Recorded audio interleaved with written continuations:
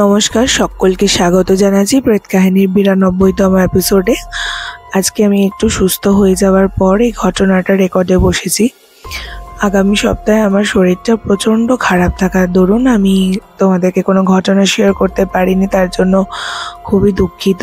তা আমি অনেক চেষ্টাও করেছিলাম যে আমি কোনো রকমের যদি রেকর্ডটা করতে পারি, বাট আমার গলার ভয়েস এখনও অবধি খুব একটা ভালো হয়নি। মাঝে মাঝে আমার কাশি হচ্ছে, বাট স্টিল আমি তোমাদেরকে এতটাই ভালোবাসি, আমি চেষ্টা করি যে আমি একটু সুস্থ হলেই যেন তোমাদেরকে আমি ঘটনা দিতে পারি, কারণ তোমরা প্রত্যেকেই আশায় বসে থাকো প্রত্যেক রবিবার অলিভিয়ার ঘটনা শুনবে বলে।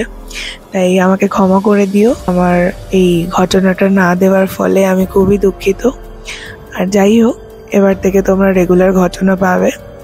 আর বেশি কথা বাড়াচ্ছি না, চলে যাচ্ছি সরাসরি ঘটনাতে। কিন্তু আজকের ঘটনাটি একটি অ্যাব্রডে ঘটে যাওয়া ঘটনা, এবং সেই ফ্যামিলিতে এত বাজেভাবে নেগেটিভ এন্টিটি নিয়ে কাজ করতো একজন। এই ঘটনাটা পুরোটা যদি না শোনো বুঝতে পারবে না। এবং আমাকে যে ঘটনাটি পাঠিয়েছেন স্নেহাদি, উনিও অ্যাব্রডেই থাকে, ইউএসএতে, এবং তার পাশের বাড়িতেই এই ঘটনাটা ঘটেছে। এবং যেহেতু তার সে নেবার হয়, সে ওই দিদিকে সমস্ত ঘটনাটা ঠিক যেমনভাবে বলেছিল, দিদিও আমাকে ঠিক তেমনভাবেই আমাদেরকে ঘটনাটা লিখে পাঠিয়েছে।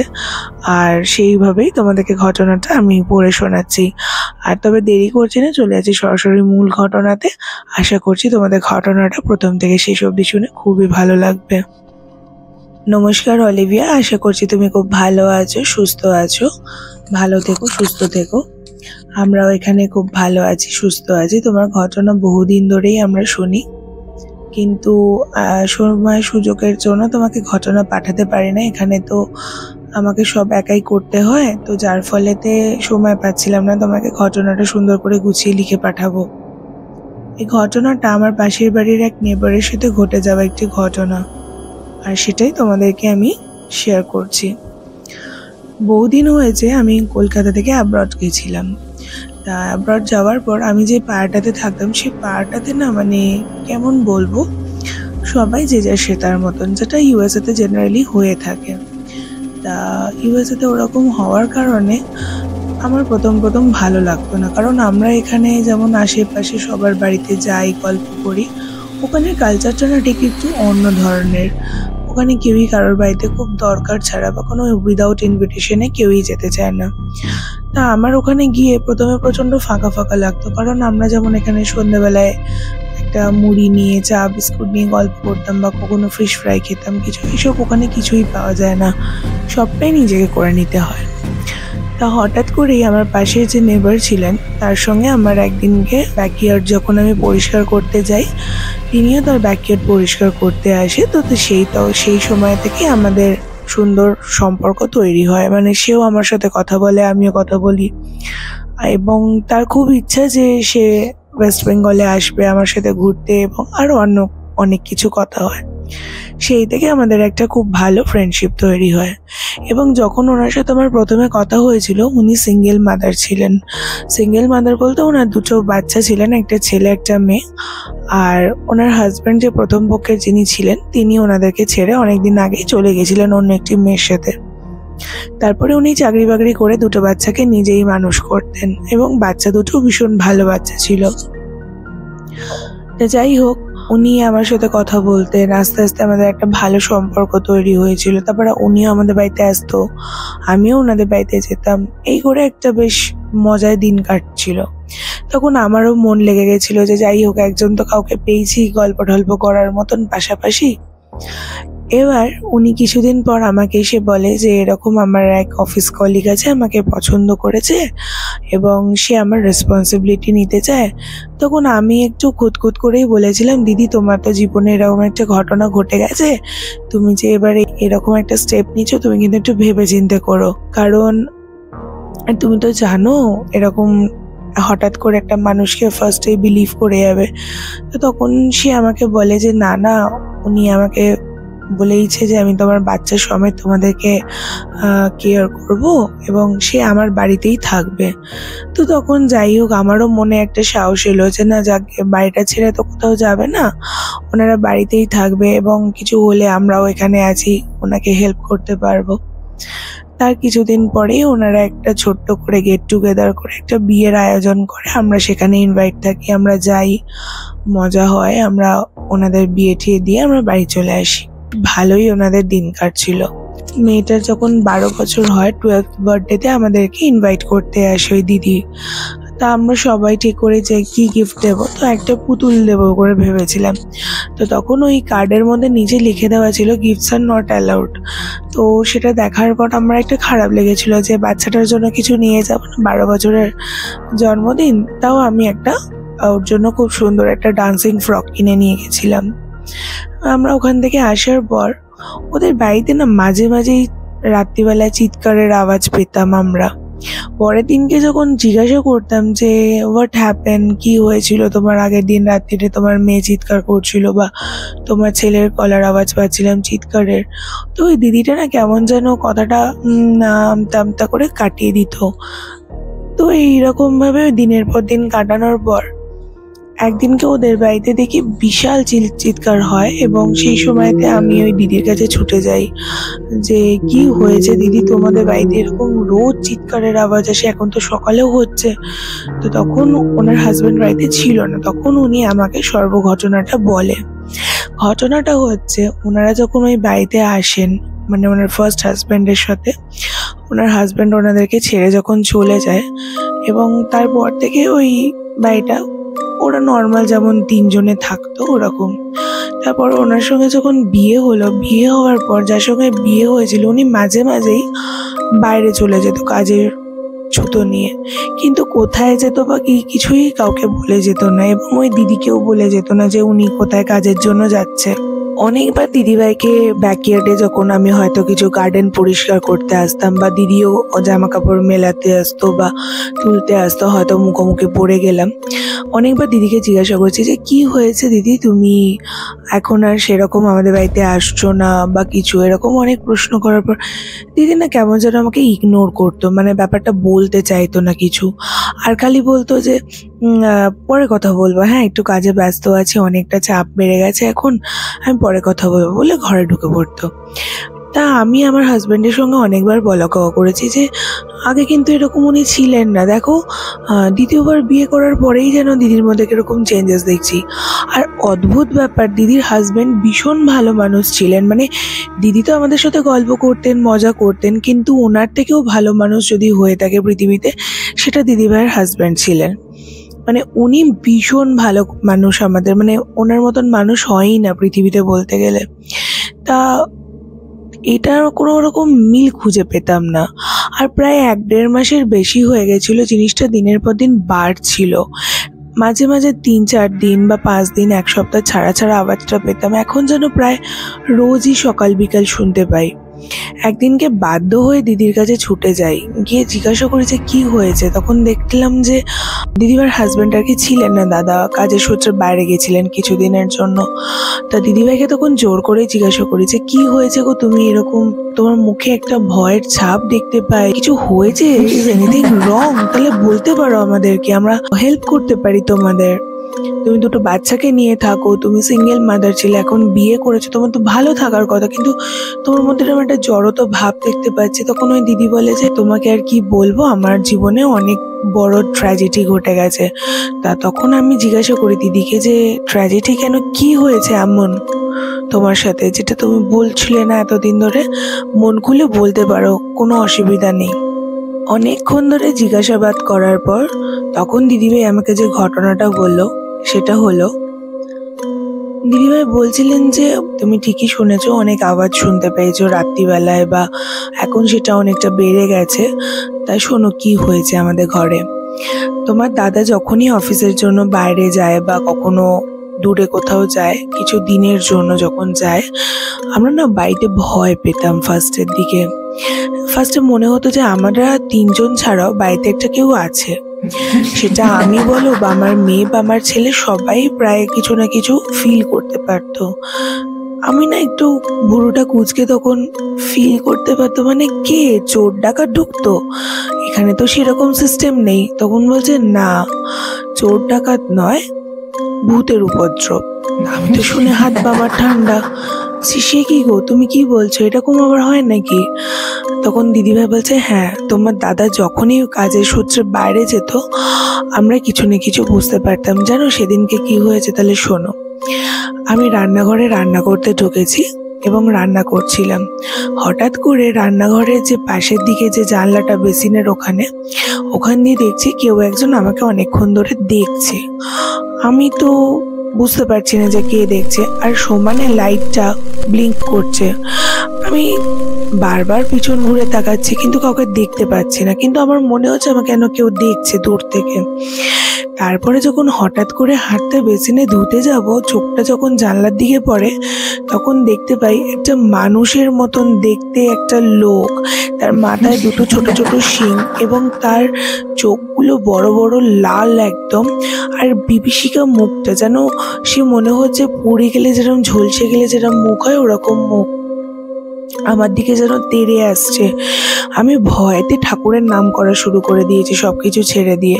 তারপর দেখলাম লাইট ফ্লিকার করাটা বন্ধ হয়ে গেল, আর জানলার বাইরে যিনি দাঁড়িয়ে আমার দিকে তেড়ে আসতে যাচ্ছিল সেও আর নেই। আর ঠিক 1-2 দিন পর আমার মেয়ে রাত্রিবেলা ঘুমোচ্ছে। হঠাৎ করে মেয়ে দেখতে পায় যে ওর আলমারিটা নিজে নিজেই খুলে যায় আর আলমারির ভিতর থেকে একটা লাইট চলে যায়। তা ও রাত্রিবেলায় ওটা দেখে তো অবাক হয়ে গেছে। ও আবার বিছানা থেকে নেমে আলমারিটা বন্ধ করে চুপচাপ শুয়ে পড়ে। এবার ওর 12 বছরের জন্মদিনে ওকে যে আমি পুতুলটা গিফট করেছিলাম, ও তখন দেখছে পুতুলটার চোখ পুরো কালো হয়ে গেছে, মুখটা পুরো একদম ফ্যাটফ্যাটে ফ্যাকাশে সাদা।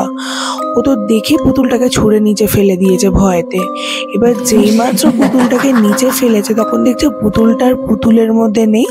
পুতুলটা একটা বড় মেয়ের আকৃতি ধারণ করে নিয়েছে এবং ওর দিকে তেড়ে আসছে, হাত বাড়িয়ে ওর দিকে এগিয়ে আসছে। ও ভয়তে তো চিৎকার করে আমায় ডেকে ফেলেছে। যেই না আমি ঘরে ঢুকেছি ওর ঘরে, তখন বলছে, মা দেখো ওখান থেকে যেন এরকম এরকম ব্যাপার। তো আমি ওকে বলি যে তুমি এটা একটা তোমার নাইটমেয়ার, তুমি স্বপ্ন দেখেছো, তুমি শুয়ে পড়ো। তার ঠিক 1-2 দিন পর আমার ছেলে রাত্রিবেলায় ভিডিও গেম খেলছিল কম্পিউটারের মধ্যে। আমি আওয়াজ পেয়ে আমার ছেলের কাছে গিয়ে একটু বকা দিয়েই বলি, এই এত রাত হয়ে গেছে আর 5 মিনিটের মধ্যে যেন দেখি তুই তোর কম্পিউটার বন্ধ করে তুই যেন শুয়ে পড়িস। ও বলে যে ঠিক আছে মা, আমি এক্ষুনি শুয়ে পড়ছি, তুমি চিন্তা করো না। এবার তারপরেতেই যখন আমি চলে এসেছি আর ও কম্পিউটারটা বন্ধ করতে যাবে, তখন ও বুঝতে পারে যে ওর পিছন দিক দিয়ে কোনো একটি মেয়ে হেঁটে চলে গেল পাশে। তা ও যখন মাথা ঘুরিয়ে পিছন দিকে তাকায়, ও কাউকেই দেখতে পায় না। এরম করতে করতে 3-4 দিন কেটে যায়। তারপরে তোমার দাদাও চলে আসে। আমরা যখন ডাইনিংয়ে খেতে বসি, তোমার দাদাকে দেখে আমার মেয়েটাও তখন বলে ওঠে, বাবা থ্যাংক গড তুমি চলে এসেছো, আমরা এতদিন ধরে ভয় পাচ্ছিলাম। তো তখন তোমার দাদা অতটা ফার্স্টে গা করেনি। দিয়ে ছেলেটা যখন বলেছে, বাবা জানো কি হয়েছে, আমরা কেন ভয় পেয়েছি, তা তখন তোমার দাদা বলছে, হ্যাঁ কি হয়েছে তোমাদের, তুমি বলো আমাকে কি হয়েছে, কিসে ভয় পেয়েছো তোমরা। তখন আমি আমার ছেলের হাতটা টিপে দিয়েছি, বলেছি যে না বলবি না কোনো কথা বাবাকে, বাবা এসব বিশ্বাস করে না, রেগে যাবে এইসব বললে। তখন আমি কথাটা তোমার দাদাকে ঘুরিয়ে দিয়ে বলেছি যে না না কিছু না, ওইসব অত কিছু ভাবতে হবে না তোমাকে। তা তার ঠিক কিছুদিন পর আবার তোমার দাদা কাজের সূত্রে বাইরে যায়। তখন আমার মেয়ে আর আমার ছেলে বসে বসে টিভি দেখে। কাজে যায় বলতে সেদিনকে একদিনের জন্যই কাজে গেছিল, মানে একটা রাত্রিরের জন্য। তো আমার ছেলে আর মেয়ে রাত্রিরে বসে বসে এমনি কার্টুন দেখছিল। হঠাৎ করে দেখছে টিভির পাশ থেকে ওই মেয়েটা, যে মেয়েটা আমার মেয়ে দেখেছিল পুতুলটা ছুঁড়ে ফেলে দেওয়ার পর, ওই মেয়েটাই ওরকম আবার আমাদের বাচ্চা দুটোর কাছে ওরকম হাত দুটো সামনে করে এগিয়ে আসছে ওদেরকে মারবে বলে। তখন ওরা ভীষণ জোর চিৎকার করে আমিও ছুটে চলে আসি যে কি হয়েছে, তোমরা চিৎকার করছো এরকম ভাবে। তখন ওরা কোনো কথা বলতে পারে না, ভয়তে ঠটর করে কাঁপে। তখন আমার ছেলেটা বলে যে মা এরকম এরকম ব্যাপার, বোনের আর আমার দিকে এরকম করে ওই মহিলাটি এগিয়ে আসছে, ভয় পেয়ে গেছি আমরা, তুমি কিছু একটা করো। তখন আমি কি করেছি, আমি আমার যে গুরুর মন্ত্রটা সেটা আমি পড়া স্টার্ট করেছি। আমার মেয়েরা দেখতো একটা মেয়ের অবয়ব আর আমি দেখতাম কিন্তু ওই একটা লোক, তার মাথায় দুটো শিং। আমি কিছুতেই বুঝতে পারছিলাম না যে আমি এক জিনিস দেখছি, ওরা এক জিনিস দেখছে, এটা কি করে সম্ভব। যখন আমি ওই প্রেয়ারটা চান্ট করছি তখন আমি দূরের জানলা দিয়ে দেখতে পাচ্ছি যে অনেকটা দূরে কেউ একজন আমাদের জানলার দিকে তাকিয়ে দাঁড়িয়ে রয়েছে, আর তার মাথায় দুটো শিং। যেই মুখটা আমি দেখেছিলাম রান্নাঘরে ওই দিনকে, তখন আমি এটা শুনে বলছি, সে কি গো দিদি ভাই, এরকম কোনো ঘটনা ঘটেছে তোমাদের সাথে? বলছে হ্যাঁ, আরো অনেক কিছুই ঘটেছে, তাহলে শোনো। তারপরে একদিন তোমার দাদা চলে এসেছে, আর আমার মেয়ে ঘরের মধ্যে কিছু একটা করছিল।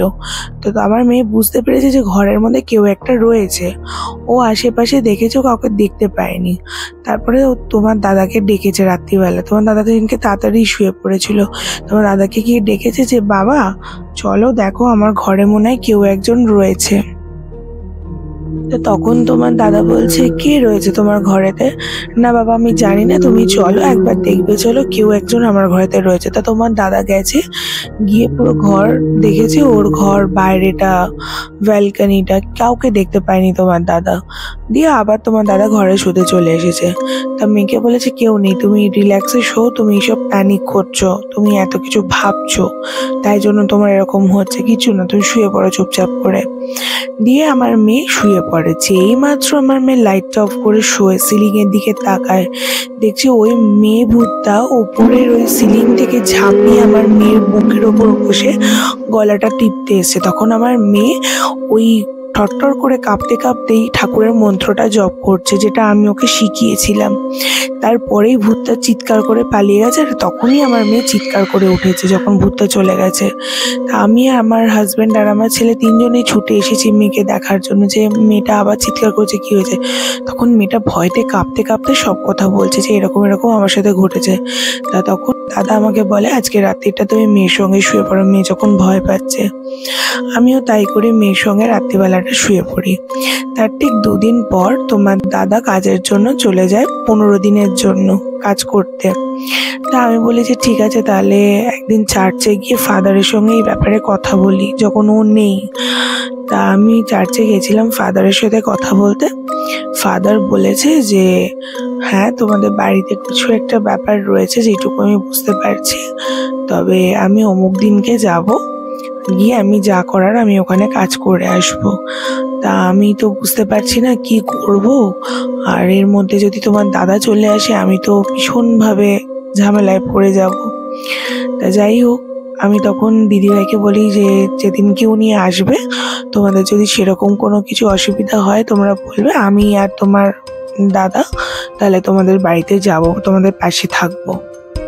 তো তখন আমি দিদিভাইকে বলি যে তুমি এক কাজ করো, তুমি তোমার হাজব্যান্ডকে ফোন করো, করে জিজ্ঞাসা করো যে উনি কবে এখানে আসছেন, তাহলে তুমি জানতে পেরে যাবে, তাহলে সেই মতন তুমি ফাদারকে আসতে বলতে পারবে। তা তখন দিদি বলে, হ্যাঁ তুমি ভালো একটা আইডিয়া দিয়েছো, আমি এখনই ফোন করছি। দিদির হাজব্যান্ড তখন বলে যে আমার ফিরতে আরো 3-4 দিন দেরি আছে। কেন, কি হয়েছে? তখন দিদি বলে যে না না, আমি জাস্ট এমনি তোমায় জিজ্ঞাসা করছিলাম যে অনেকদিন হয়ে গেল, বাচ্চাগুলো তোমায় খুঁজছিল। তা দিদি হাজব্যান্ড বলে হ্যাঁ হ্যাঁ যাবো, আমি ওদের জন্য অনেক কিছু গিফট কিনেছি। তারপরে আমার কথাও বলে যে তোমার ওই বোনের জন্য একটা জিনিস কিনেছি, এবার আমি এখন ফিরবো, সবার জন্যই ভালো কিছু নিয়ে ফিরবো। তো যাই হোক, এই করতে করতে শনিবার চলে আসে এবং ফাদারও আসেন। ওই আমাদের এই ইউএস এর ভাষায় এটাকে বলা হয় ক্লিনজিং করা, ঘরে ওইসব তাড়ানোটাকে। এবার উনি যখন ক্লিনজিং করছে তখন ওই লোবান নিয়ে ক্লিনজিং করছে, সেটাকে বাংলায় বলা হয় ধুনো দেওয়া। ধুনো দিয়ে, ধুনোর গন্ধ, কর্পূর টপ্পুর দিয়ে, ওর মধ্যে আরো ওনাদের কি সব চান্টিং প্রেয়ার্স থাকে।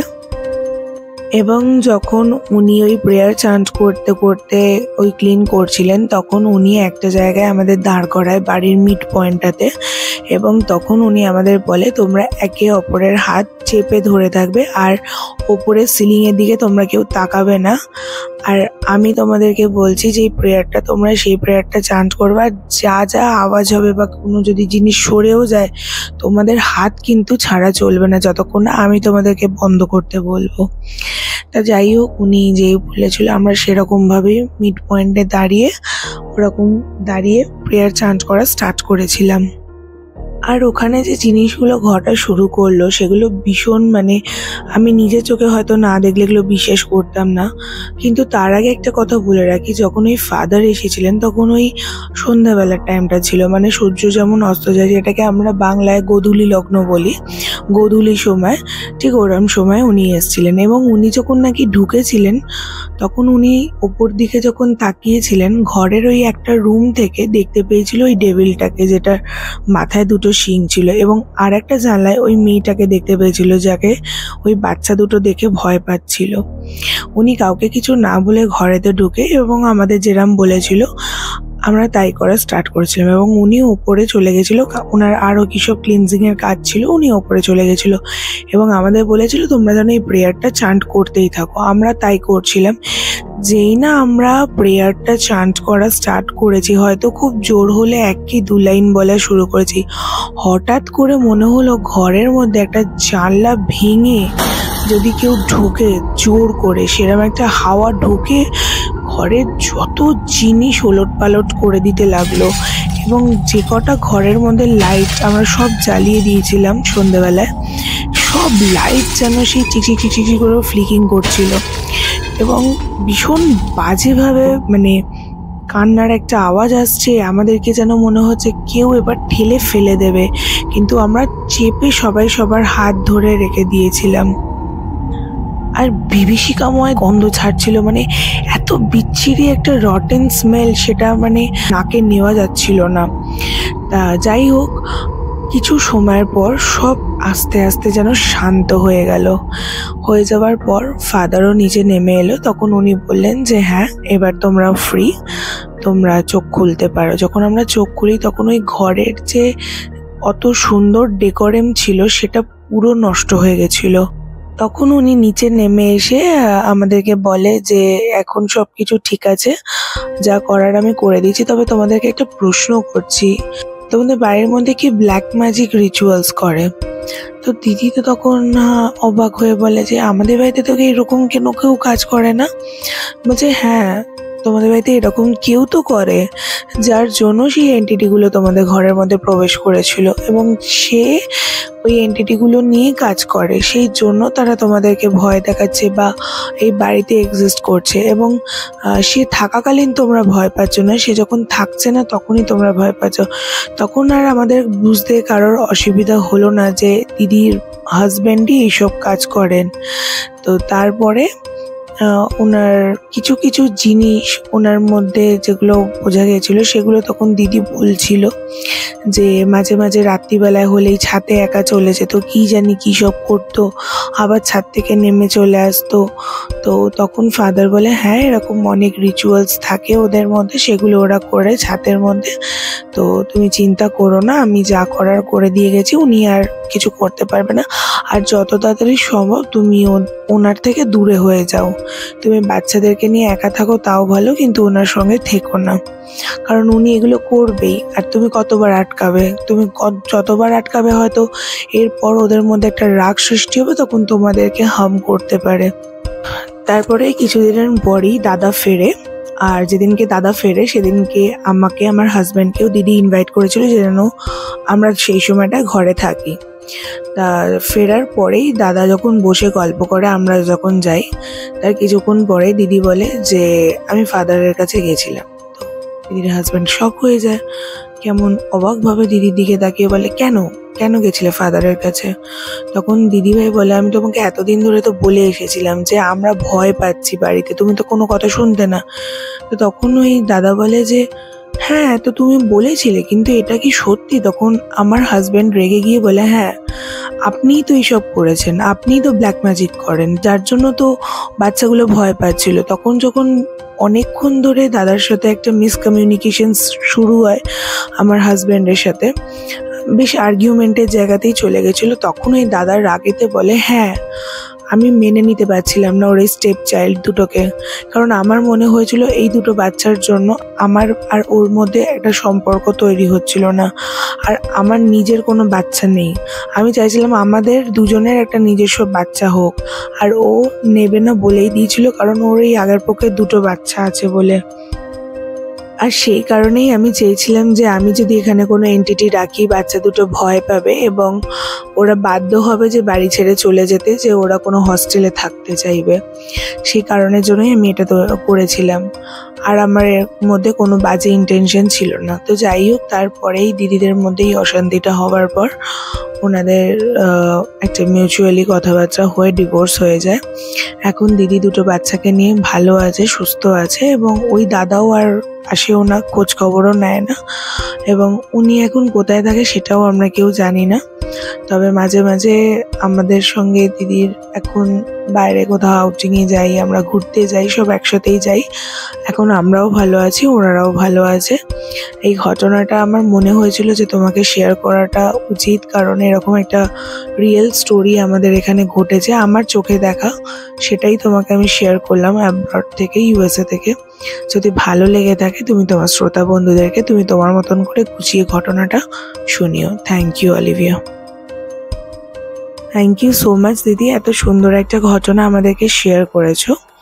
আর এখানে আরও একটা কথা বলে রাখছি, অবশ্যই ওই দিদির সঙ্গে খুব বাজে একটা ঘটনা ঘটেছে, কারণ উনি ফার্স্ট হাজব্যান্ডের কাছে ভালোভাবে একটা সম্পর্ক টেকেনি। তারপরে উনি একজনকে বিশেষ করে তার বাড়িতে থাকার জায়গা দিয়েছিল, তাও সে এরকম একটা ইউজ করেছে দিদির সমস্ত কিছু নিয়ে। তো এটা করাটা ওনার উচিত হয়নি। তো এখন ভালো আছে, সুস্থ আছে, এটাই কামনা করি সবাই ভালো থাকুক, সুস্থ থাকুক।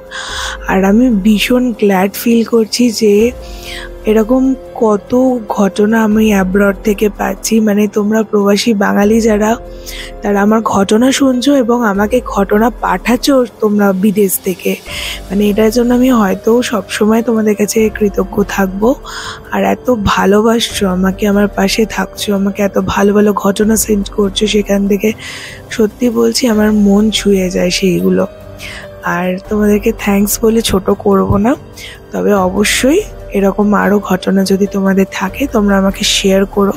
এখন অবধি যারা আমাকে ঘটনা শেয়ার করোনি তারা আর কোনো দ্বিধা রেখো না তোমাদের মধ্যে, তোমরা আমাকে চটপট করে ঘটনা সেন্ড করে দিতে পারো। আমাদেরকে ঘটনা সেন্ড করতে হলে কিন্তু এখন আমাদের হোয়াটসঅ্যাপের নাম্বারটা কিছু দিনের জন্য একটু বন্ধ আছে। তোমরা আমাকে মেল করতে পারো বা তোমরা আমাকে ইনস্টাগ্রামে মেসেজ করতে পারো।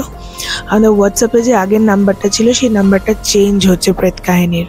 তো খুব শিগগিরই আমি তোমাদেরকে নাম্বার প্রোভাইড করে দেবো, হয়তো আগামী সপ্তাহ থেকে তোমরা হোয়াটসঅ্যাপের নতুন নাম্বারটা পেয়ে যাবে, কারণ আগের নাম্বারটা আমাদের বন্ধ হয়ে গেছে।